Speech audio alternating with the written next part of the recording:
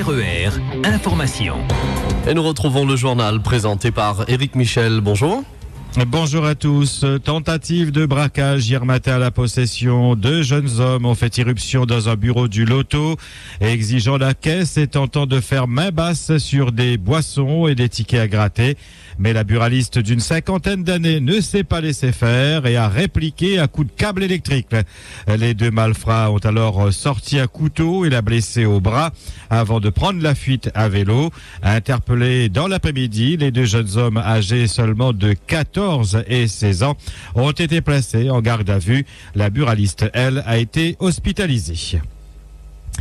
Un autre voleur en culotte courte, un garçon de 14 ans, a dérobé une partie de la caisse d'une supérette au port mercredi soir. Il avait éloigné la caissière, demandant un article particulier pour commettre son forfait. Mais la caissière a eu le temps de revenir et le prendre en flagrant délit. Surpris, il lui a alors donné un coup de pied dans la poitrine avant de prendre la fuite avec 40 € en pièces. Interpellé un peu après, il a été placé en garde à vue où il a expliqué qu'il a volé pour s'acheter une moto. Il sera bientôt convoqué devant le juge des enfants. Un piéton s'est fait renverser sous le pont de la Cressonnière à Saint-André en direction de la ville. L'accident s'est produit un peu avant 6 heures. La personne a été prise en charge par les secours. Merci encore à Fred Lenouveau pour cette alerte au 39 16 16. La famille de Géraldine Robert craint le pire. Hier, un corps a été aperçu flottant au niveau du gouffre à l'étang salé, là même où la voiture de la Dionysienne a été retrouvée. Géraldine Robert, 39 ans, est portée disparue depuis 11 jours. Les recherches ont été interrompues hier après-midi en raison de l'état de la mer. Choc frontal entre 2 voitures hier après-midi au 18e kilomètre au tampon. Les pompiers ont dû utiliser leur matériel de désincarcération pour dégager une des victimes grièvement blessées. Les 2 conducteurs ont été ensuite hospitalisés au GHSR. Dans l'affaire de la mort d'Auguste Frumance, le suspect en garde à vue depuis mercredi a été relâché hier soir. Auguste, plus connu sous le nom de Nono, avait été retrouvé sans vie sous le pont de la Pointe du Diable à Saint-Pierre en novembre de l'année dernière. Des lettres anonymes ont dénoncé un ami de Nono expliquant que le drame se serait déroulé à la suite d'un râlet poussé sur fond d'alcool. Devant les enquêteurs, le suspect a continué à nier les faits. RER. Réunion hier après-midi entre le préfet et les pétroliers sur la baisse des prix des carburants à La Réunion, comme en métropole. Les lignes ont commencé à bouger. Si au départ, les pétroliers affirmaient ne pas pouvoir faire de gestes faute de marge, hier, ils ont consenti un effort de 2 centimes uniquement sur le super.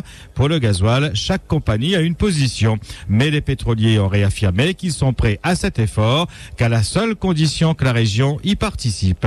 Éric Leblévesque, directeur général de Total Réunion, et président du comité des importateurs en hydrocarbures. C'est constructif. Ça a permis déjà de faire connaissance avec le nouveau préfet, donc de lui parler aussi des particularités quand même en ce qui concerne notre activité, qui est quand même différente de celle de la métropole. Et puis d'arriver effectivement à lui dire qu'on était prêt effectivement à faire un effort, donc à participer à l'atténuation, on va dire, de l'augmentation qui doit avoir lieu normalement au 1er septembre. Alors c'est pas encore défini précisément et ça dépendra donc aussi des participations des autres parties concernées, donc c'est-à-dire la région bien évidemment. Donc il faut que chacun fasse un effort et dans ce cadre-là, on est prêt effectivement à participer. Sur les 2 carburants éventuellement, mais encore une fois, il faudra un effort global.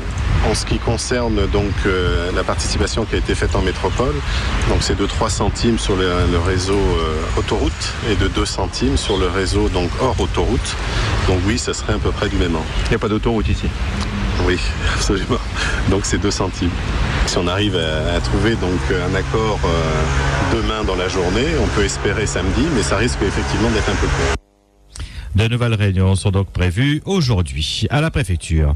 Manifestation hier devant la mairie annexe de Belle-Pierre. Des jeunes réclamaient un emploi. La circulation a été fortement perturbée sur le secteur pendant toute la journée en raison du barrage filtrant mis en place par les manifestants. Une première réunion avec l'adjoint Jean-Claude Filgy n'a rien donné. Reçu ensuite à la mairie de Saint-Denis, des contrats leur ont été proposés. Les jeunes sont ressortis satisfaits de leur rencontre. Le gérant des sociétés Ares a débuté hier une grève de la faim illimitée sur le site de la Plaine des Palmistes. Il souhaite de la CIDR, pour laquelle il réalise des opérations de construction de logements, une modification des tranches de paiement qui lui permettrait de maintenir les 120 emplois de ces sociétés. RER.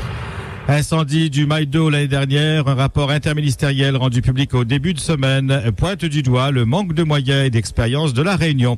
Première critique, le système d'alerte.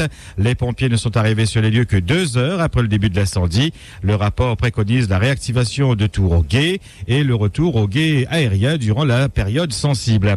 En deuxième critique, le manque de moyens matériels, pas de patrouille motorisée, difficulté à déployer de grandes longueurs de tuyaux.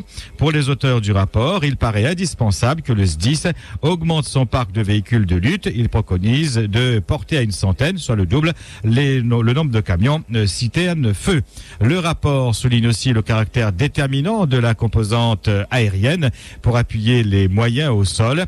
Il propose le prépositionnement d'un Dash 8 en période sensible et l'implantation d'une station pélicandrome.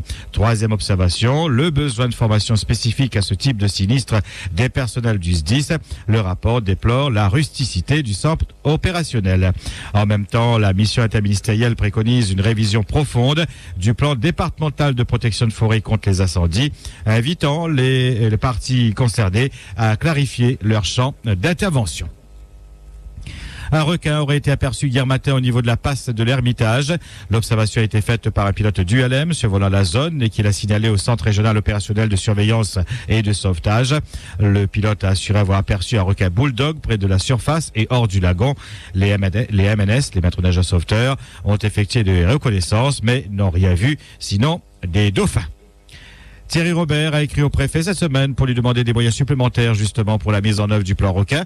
Le maire de Saint-Leu propose que l'État intervienne afin d'évaluer l'efficacité des créations de zones de plongée à l'arrière des spots de surf, de systèmes de vidéosurveillance par caméra gyrostabilisée ou encore l'installation de barrières électromagnétiques. Thierry Robert demande aussi à Jean-Luc Marx la garantie d'un prix d'achat incitatif pour les requins prélevés. Enfin, le député maire de la 7e circonscription souhaite l'ouverture de la discussion sur une redéfinition du périmètre de la réserve marine. 3000 poissons sont morts soudainement au jardin de Pamplemousse à l'île Maurice. La cause de cette mortalité massive n'est pas encore connue selon l'Express.mu. Certains estiment que ces poissons ne se sont pas adaptés au bassin. D'autres affirment qu'ils ont été empoisonnés aux pesticides. Toujours est-il que l'air est devenu irrespirable dans le jardin, très fréquenté par les touristes qui ont déserté les lieux. RER.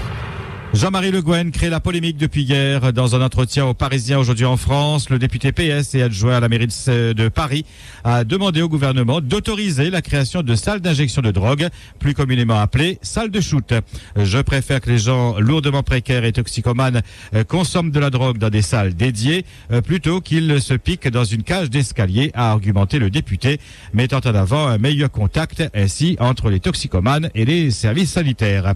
Si Europe Écologie Les Verts applaudit, l'UMP est très critique. Ouvrir des salles de consommation de drogue, ce n'est pas lutter contre le fléau de la drogue, c'est banaliser l'usage et c'est légaliser la consommation des drogues les plus dures, écrit le parti dans un communiqué. En revanche, plusieurs associations, dont Act Up, SIDAction, Médecins du Monde, SOS Hépatite, rappellent dans un communiqué qu'elles demandent l'ouverture de salles de consommation à moindre risque depuis de nombreuses années. Expérimentées et validées dans de nombreux pays, ces salles permettent de réduire les risques liés à l'usage de drogue, comme le VIH, l'hépatite, l'overdose, etc., grâce à un environnement sécurisé. Elles instaurent un contact avec ces personnes exclues, leur permettant d'intégrer un parcours de soins et des dispositifs sociaux selon ces associations. Et vous, qu'en pensez-vous? C'est votre question d'actualité aujourd'hui. Seriez-vous favorable à l'ouverture de salles de shoot? Estimez-vous qu'il y a beaucoup de consommateurs de drogue durs à La Réunion? Vos réponses sur le www.rea.re. Vos réactions et témoignages en direct à 9h, 11h et 17h. Et hier, à la question « Êtes-vous satisfait des repas servis dans les cantines scolaires ?» 75% des internautes ont répondu « Oui ». RER. Le joueur réunionnais qui a remporté les 3 millions d'euros lors du tirage du loto du 11 août dernier a touché son chèque hier dans le plus grand secret. Le bulletin gagnant a été validé au snack loto de la rue de l'Église à Guillaume Saint-Paul. En football, avec les demi-finales de la Coupe régionale de France qui se joue ce week-end, la 16e journée de division 1 promotionnelle est étalée sur 3 jours. Dès ce soir, 2 matchs. Le FC Aviron affronte le Saint-Denis FC. L'USST reçoit l'AS Possession. Les autres matchs auront lieu dimanche et mercredi prochain. RER. 8h11 sur RER, c'est la fin de ce 5-8. Merci à tous de votre attention et votre fidélité. On se retrouve à 12h30 pour le journal de la mi-journée. En attendant, excellente journée. RER, la radio qui vous transporte sur toute l'île.